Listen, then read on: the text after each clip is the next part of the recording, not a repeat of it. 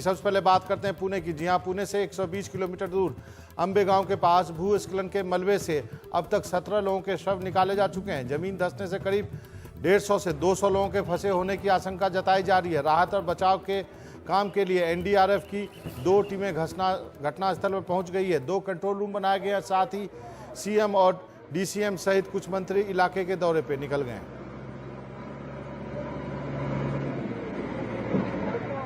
और सीधे अपने सहयोगी अभिषेक के पास चल सकते हैं। अभिषेक, ताज़ा जानकारी क्या है? वहां पे कितने लोग और फंसे हुए हो सकते हैं? क्या ये 150 से 200 का आंकड़ा अधिक भी जा सकता है? इसकी आशंका कम है कि बाबा की 150 से ऊपर जाए यह आंकड़ा, क्योंकि बहुत सारे लोग निकाले भी जा रहे हैं, सही सलामत निकल भी रहे हैं, क्योंकि कच्चे घर से इसलिए उम्मीद ज्यादा है कि लोग जिंदा बचाए जा सकते हैं। इसलिए शायद बहुत जोर लगा रही है सरकार कि ज्यादा से ज्यादा तेजी से राहत का काम चलाया जाए। बारिश अब भी जारी है और यहाँ तक शुरुआत में जो जानकारियां मिली थी वो बहुत देर से आई हैं सरकार के पास, इस वजह से कार्रवाई लेट हुई है। इसमें कोई शक नहीं लग रहा है, लेकिन फिलहाल जो आंकड़ा हमारे पास आया है कि 15 लोगों की मौत हो चुकी है, 24 के करीब लोग बाहर निकाले गए हैं। इसका मतलब ये हम बहुत आसानी से लगा सकते हैं कि उम्मीद बरकरार है इस समय इस पूरे ऑपरेशन में कि यहाँ जितने भी लोग फंसे हो सकते हैं। लेकिन अभिषेक, अब शाम होने को आई, कुछ दिनों कुछ घंटों के अंदर ही लाइट नहीं रहेगी। उसके बाद क्या बचाव कार्य के लिए उसके इंतजाम किए जा चुके हैं रात के? जी बिल्कुल, इंतजाम तो किए जा चुके हैं। और वैसे आज वहां पर घनघोर अंधेरा इस किस्म का भी था कि बारिश बहुत ज्यादा हो रही है, बादल बहुत ज्यादा थे काले, जिसकी चलते रोशनी के इंतजाम जब एनडीआरएफ की टीम निकली है तो उसी समय कर लिए गए थे। काफी बड़ी पैमाने पर राहत के काम में लाइट्स और बाकी के उपकरण भेजे गए हैं।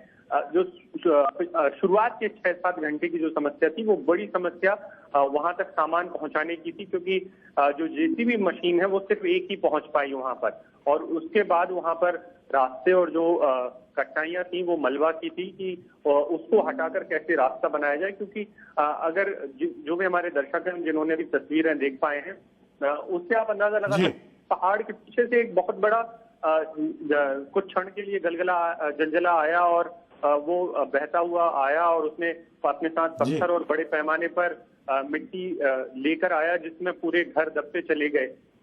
अब ऐसा लगता है कि ये पूरा का पूरा जो ऑपरेशन है वो कल सुबह तक ही पूरा हो पाएगा, क्योंकि बारिश के चलते बहुत काम धीमी गति से जाता है। जी अभिषेक, आप इस पे नजर रखिए, कुछ और जानकारी होगी तो हम आपके पास आएंगे। तो अभिषेक जानकारी दे रहे थे कि अभी तक 20 से ज्यादा लोगों को बचाया जा चुका है, लेकिन चूंकि अब रात होने को आई और जो रेस्क्यू वर्क है उसके लिए भी तैयारियां की गई है और रेस्क्यू वर्क जो है रात भर चलता रहेगा। अंबे गांव से अधिक जानकारी दे रहे हैं हमारे सहयोगी सौरभ गुप्ता।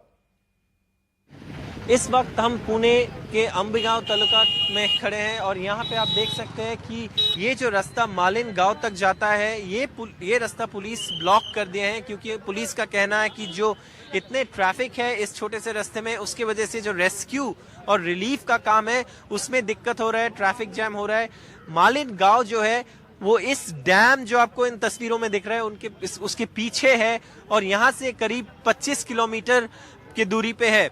यहाँ पे सारे जो टीम्स है, पिंपरी चिंचवड म्युनिसिपल कॉर्पोरेशन और पुणे के जो टीम्स है सब यहाँ पे आए हैं। लोकल एडमिनिस्ट्रेशन का कहना है कि रेस्क्यू और रिलीफ का काम अभी चालू है। एनडीआरएफ का भी टीम है यहाँ पे जो काम कर रहे हैं कि उनका कोशिश यही है कि ज्यादा से ज्यादा लोगों को जिंदा निकाल जाए जो फंस चुके हैं और दब चुके हैं। और उनका डर ये है कि जो डेथ टोल है वो बढ़ सकता है और उनका कहना है कि प्रायोरिटी यही है कि ज्यादा से ज्यादा लोगों को जिंदा निकाला जाए। जो डेब्री है उसके नीचे से एक पूरी साइड पहाड़ का करीब 50 घर के साथ नीचे आ गए हैं और यहाँ पे जो एरिया है काफी स्लशी है और इसी वजह से यहाँ पे रेस्क्यू का जो टीम्स है उनको काफी दिक्कतों का सामना करना पड़ रहा है। और उनका कहना है कि उनका सबसे बड़ा डर यही है कि जो डेथ टोल है वो ना बढ़ जाए।